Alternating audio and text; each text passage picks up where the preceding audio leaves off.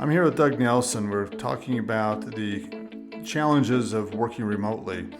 Doug has over 20 years of helping overstressed professionals take ownership and has influenced thousands to overcome self-imposed limitations and accelerate personal achievement. He's an expert in helping organizations achieve bottom line results and identifying nagging issues that hold them back. And he's also a practicing psychotherapist for individuals and as an organizational behavior expert. So welcome, Doug. We've got a particular challenge, Doug, in that we have a workforce that that is working from home. Not everyone, obviously, operations are not working from home, Right. and you've got people with hands-on type of opportunities or responsibilities are doing their thing. But you've got a lot of the office employees, leaders that are not working collectively with people. So I wanted to spend time today just kind of talking through, what is our situation today and how do we make the best of our situation, but then what do we need to do looking ahead?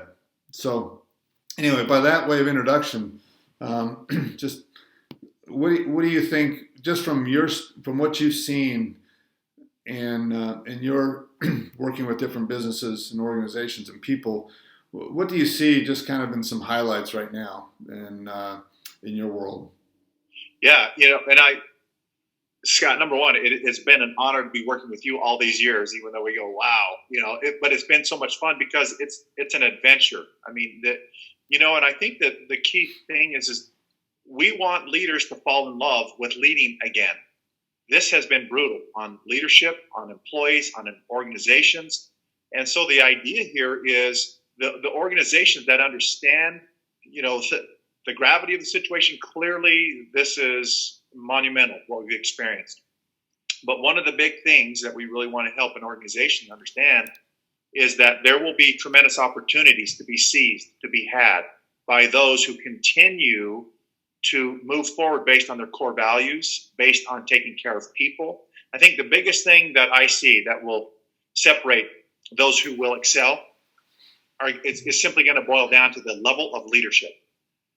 Because the organization will never rise above its leaders. And so that idea of creating a vision, creating what the future could look like, dealing with the realities and the obstacles, but also, and the problems that they see, but also seeing that there will be opportunities. And you've got to have a balance of both. We do need to solve problems, but we also need to keep our eye on the ball of opportunities that will be seized in the future. And that all comes down to leadership and the vision and the leader's personal thinking about this crisis that we find ourselves in.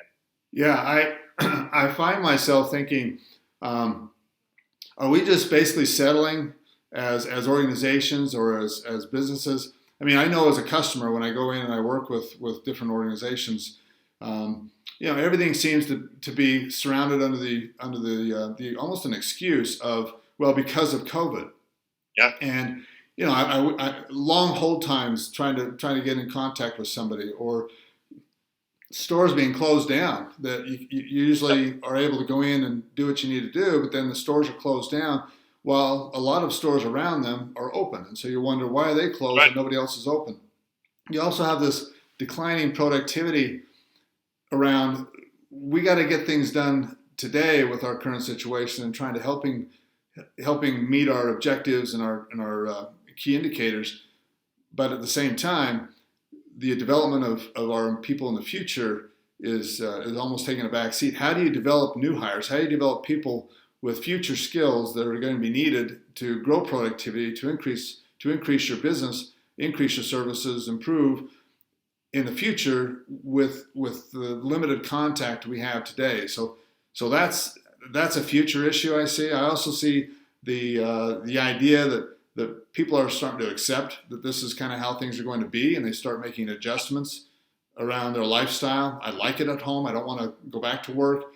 And that's going to be like turning around the Titanic to get people's attitudes to adjust to that, particularly with our up and coming generation. I mean, we got kids right now that don't even think they need to go to school. Yeah. And that's just, a year ago, that's just unthinkable, and now people are looking at that entirely different. What I need to do versus what I want to do, and then finally, just I mean, there's a lot of things that are causing some challenges, but one of the highlights, one of the top fives, I guess, is added to the list is just the loss of interactions that people are going to have with one another.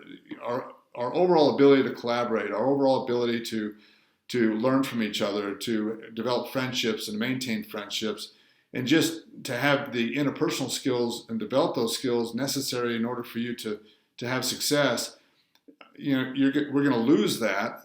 We're going to lose those interactions. We're going to lose those relationships, and we're going to lose the ability to effectively interact with each other, to learn, to grow, to help, to assist, to love, to support, and even to hold accountable, to chastise. I mean, there's a lot of things that come with just being together and working together that with every passing month, I feel like that we are, losing a lot of ground on these key areas. Absolutely. And I think to take a sit back and wait and see approach like you're talking about, I've experienced that with businesses as well, but to sit back and leadership and passivity are counter to each other. They do not coexist. And this is not a time for an organization or leaders to go in the coast mode, wait and see, because the reality is that either we are growing, we're green and growing, or we're ripe and we're beginning to rot. And to be able to sit back and passively wait and see and hope this thing, in my estimation, is a terrible approach to it, as opposed to a proactive approach and saying, we have got to, number one, we've got to have strong leadership. The leadership that has a vision and is conveying that to the employees constantly about what our focus is and how, what our culture is. You mentioned these new employees coming on. So important, that they understand too, that they've not met their coworkers as a boss. It's important, with a new hire, number one, that the boss is having at least daily contact for like the first month. And then you look at having a mentor assigned to that person for at least 3 months or longer, depending on the situation, right? Where they're constantly mentoring and helping them so that they can feel that they belong, right? We have two huge human needs. With this COVID fatigue that's going on with all of us, number one, we have this need. I want to feel like I belong to something, right? That I'm inspired to do, that I belong to this organization, not just in my home in my pajamas answering a phone or whatever that is, right? That I belong to something that's bigger than me, right? That I belong. Number two, I want to feel understood.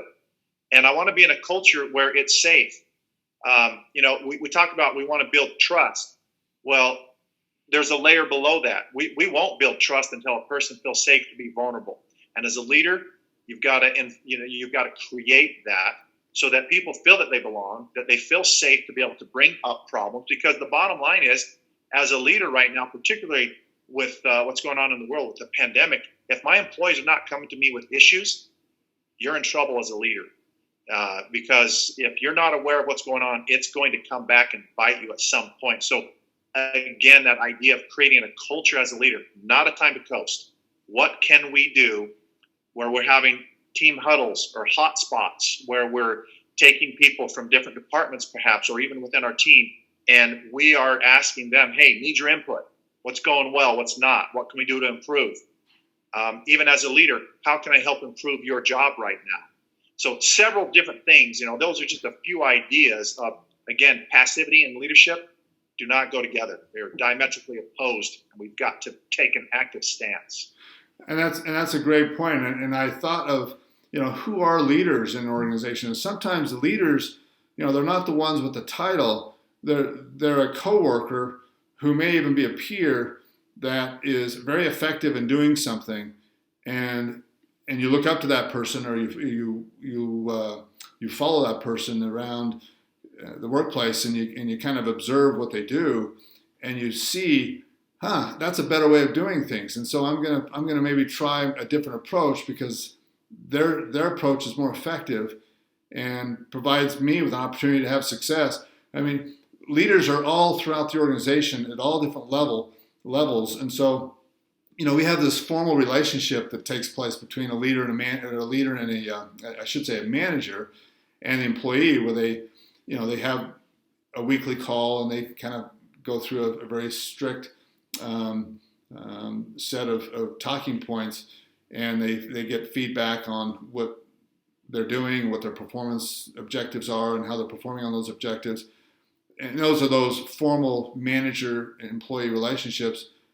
But there's a lot of leaders that have informal relationships that are as important, if not in some cases more important, and there's no interaction taking place, very little interaction taking place with those types of contacts. Yeah, it's so important. And so, I mean, it's obviously that happens naturally. It's organic when you're in an office, right? And a leader, every touch point that a leader has with an employee needs to be sharing here's what we're about, here's our culture, here's our story, and also here's where we're going, and here's your part in that, right? In some way, shape, or form. So people without vision, right? We know in the Bible, right, the people perish. And it's a true statement, right? That leader has got to be constantly saying, we're okay. Here's where we're headed. Here's where we're going. And helping people to have a focus and a vision. I belong. I understand I feel understood, and I know my role in getting there. People want the safety and the uncertainty, the political uncertainty, the health, the COVID, riots, all these kinds of things. People want to know we're going somewhere, and somebody's at the helm, the steering wheel, and leading us in a direction. And that idea, that connection, man, that's a tough one, right? When you're working remotely. But again, I think the leader's got to take an active role, not a passive role.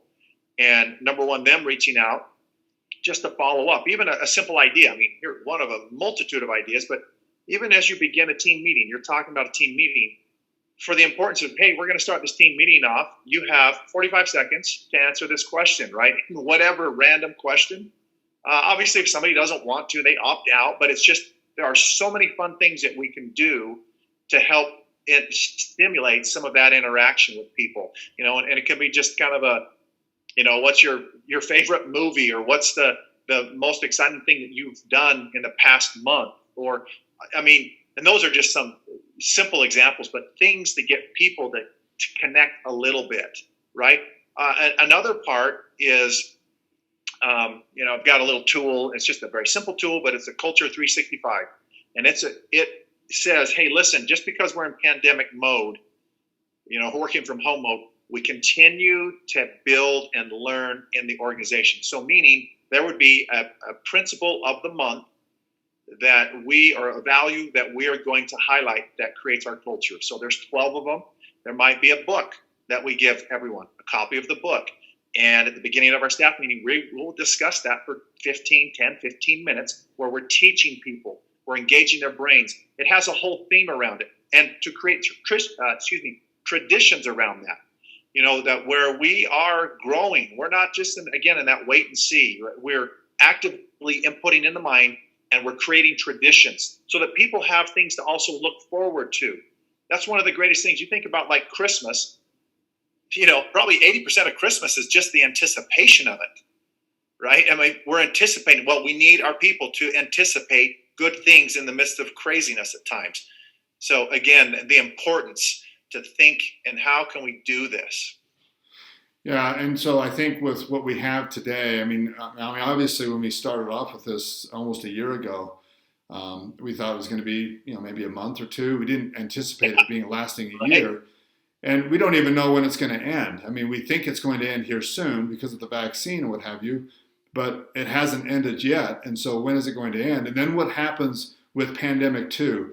Because if something else comes along to where we find ourselves kind of repeating to some extent the same situation, then what are we going to do differently, or how are we going to react and learn from what we've done here in the last several months to improve the situation? So your point of the communication is spot on, in that we have to have the opportunities for the employees throughout these virtual offices to feel connected, continue to feel connected, to feel like they're still part of a team.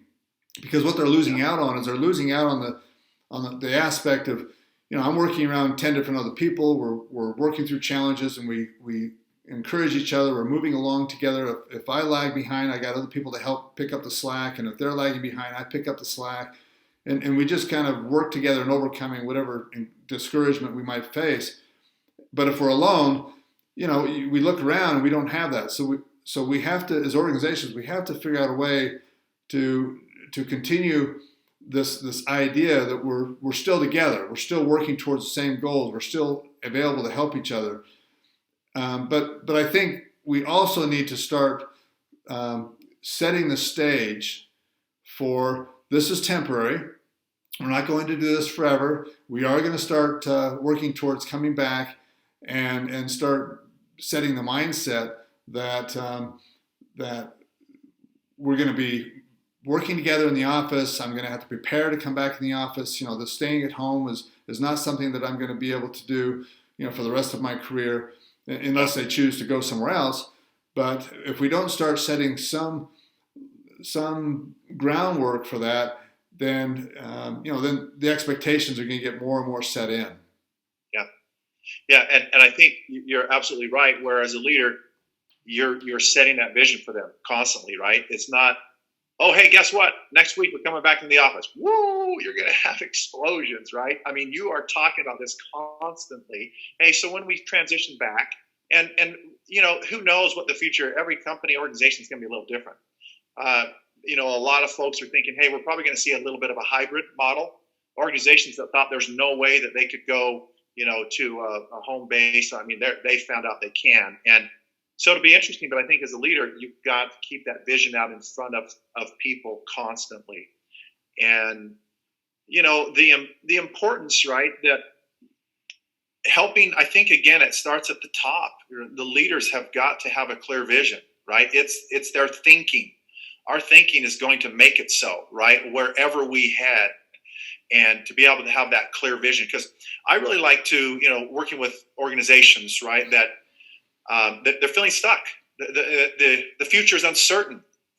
And so it's really important to get to what the core of the problem is and to identify what that core really is so that you can ultimately create the clarity of what that solution and opportunity looks like so that we have a growth mindset so that we can, as an organization or as a team, become really what's possible for us. And we're focusing on what's possible for us. So we have growth, creation. We're doing something versus being stuck and damned, right? Where we're just, like you mentioned, this kind of almost this excuse card. It's COVID.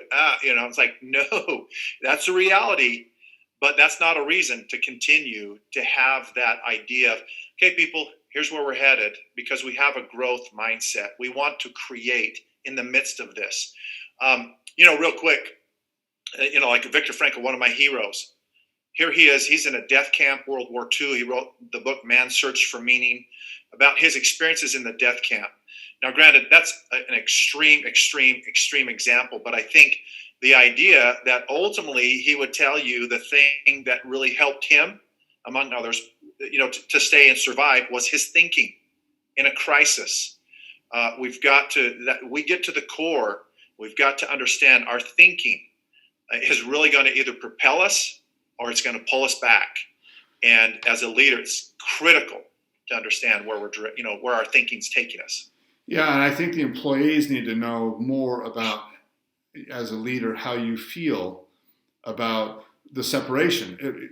If the employees understand that you miss working with them, if you miss the relationship, if you're looking forward to the opportunity to kind of reestablish or reignite the friendship and the effectiveness that you had working together, the employee is going to be naturally drawn to that opportunity to get back and working more in close proximity, as opposed to, boy, I'm sure glad I don't have to deal with so-and-so every day. And just the whole level of expectation, because a business that really makes the effort to get back to where the expectations are high, the service levels are high, the working together collaboratively and solving problems and responding with high levels of service, those businesses are going to have a clear competitive advantage over those others that decide, we're not going to be able to come back anytime soon, or we're just going to continue to adapt and work with the situation we have. because clearly, at least from my view, there's only so much you can do working remotely. There, at some point in time, I think we're going to have to be drawn back together again, and Yeah. seeing each other eye to eye and face to face and working in the trenches, because this is not. I do not see this situation as sustainable. Yeah. And you know what? I think, Scott, really looking at this too, there are three major functions of your brain. I'm not going to go into two of them, but one of them is my need to connect. As a human being, it is hardwired in our brain.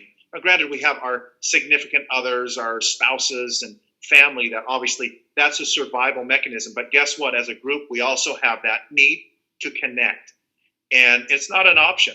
And so, as we've talked about, hey, it's critical as a leader to create a vision, where we create a safe environment where people can feel engaged, right? That engagement's important. But this idea of connection is critical. And people do need that physical. We crave that.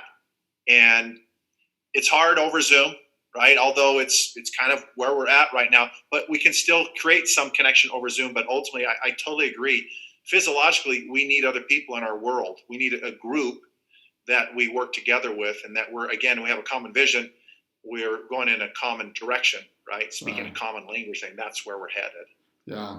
Well, so kind of what do you see from a psychological impact working virtually?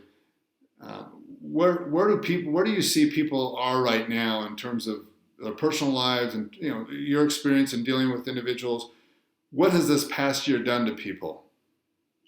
Yeah, it's and so I have opportunity to both do the psychology end of things, right?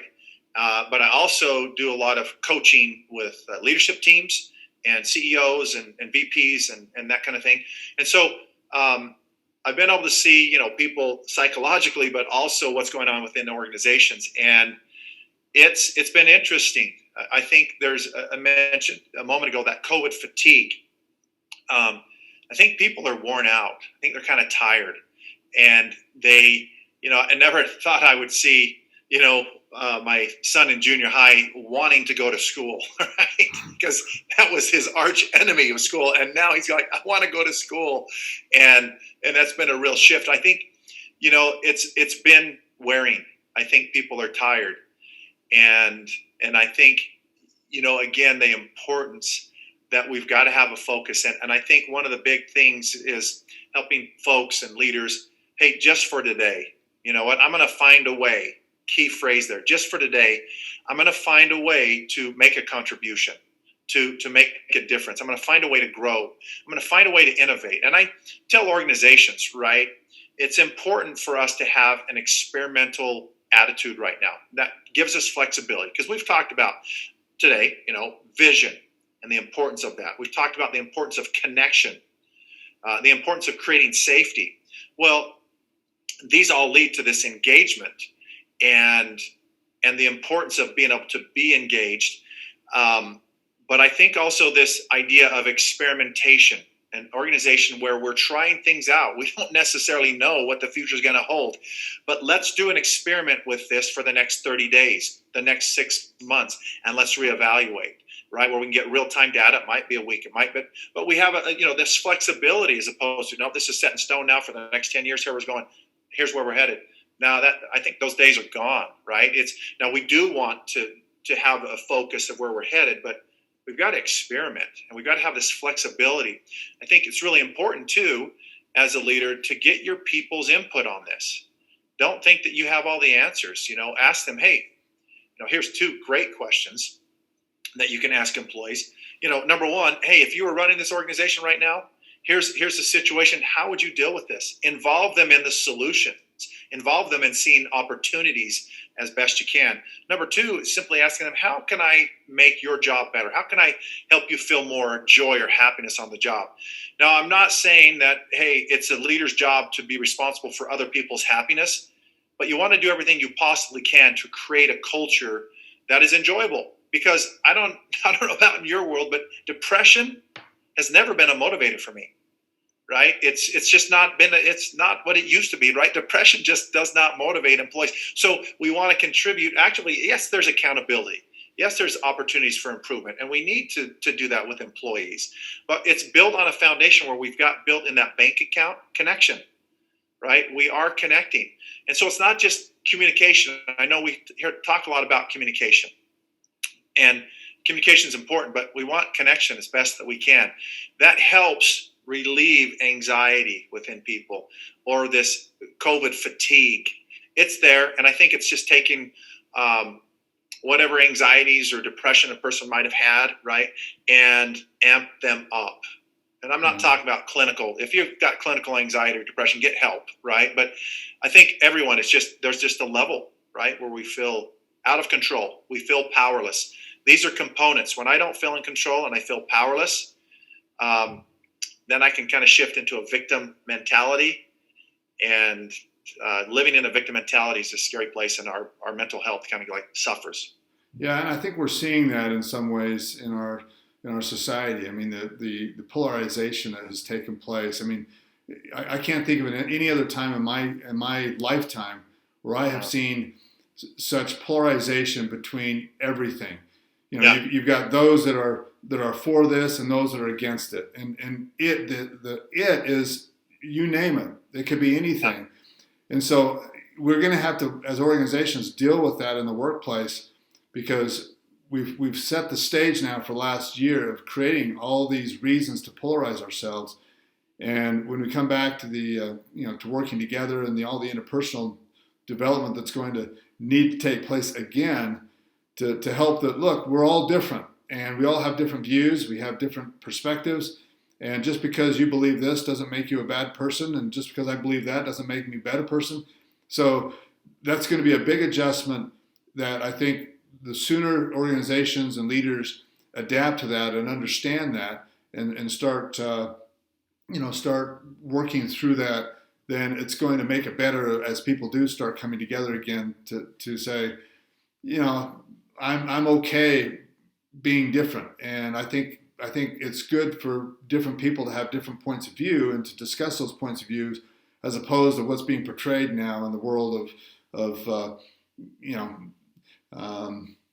silencing the opinion that doesn't match yours. So yeah, and overtly attacking them.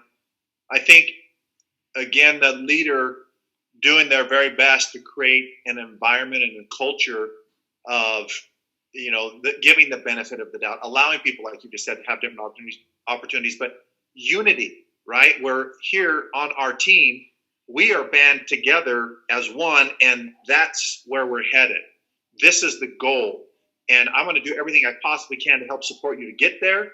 But it creates a unity within that group. Now, granted, they might have different political and religious or whatnot kind of attitudes, but yeah, I think you're right. If we can give people a reason, and I think that brings up another thing. We invest in organizations, we invest in our structure, we invest in the buildings, we invest in our software, we invest in the latest, the greatest. But often we forget to invest in our people. And that is our ultimate resource. And if we're not investing in people's minds, so to speak, where we're connected, where we're unified in our vision, it's kind of that second law of thermodynamics starts to kick in, right? And that's simply that a system left to itself has a tendency to break down or to disorganize, the law of entropy, right? Where things break down.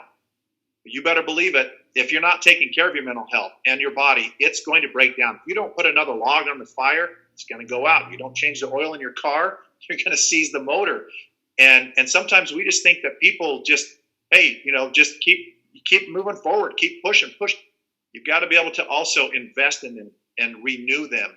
And that's, I think, a critical key, because how do we expect to get the best out of our people if, number one, I'm not showing up as the best version of myself as a leader, at least attempting to do that, and then saying that people are important, and building people is good business. And it's creating that culture, as opposed to, where we're just expecting more. And it's like that law of entropy, natural law, it's going to kick in. We've got to continue individually, but also as a team. One last note here. I was just going to say, recently, I'm working with a company, international company, And I love the CEO's vision. She has a vision saying where a lot of organizations going, hey, things are tight. We really can't really invest in our people or make these changes, or we're backing off on our customer service or our sales or whatever. Her attitude is completely different. She's saying we start with our people and we start helping them to have the vision and things that we've been talking about. It's a proactive versus a passive stance to leadership, and it's so refreshing. And they're doing well. They're now, granted, they have their struggles, yes, but it's that idea of we've got to continue to put the logs on the fire to keep moving forward, even with difficulty. Thanks for that. Thanks for your time, Doug. And I look forward to helping businesses. I mean, to me, it's all about how I can help a business work through challenges. And I can't think of a better opportunity and a bigger challenge than what we have today. So thank you, Doug, for your time and for your wonderful insight. And we'll talk again soon. Okay. Thanks, Scott. Take care.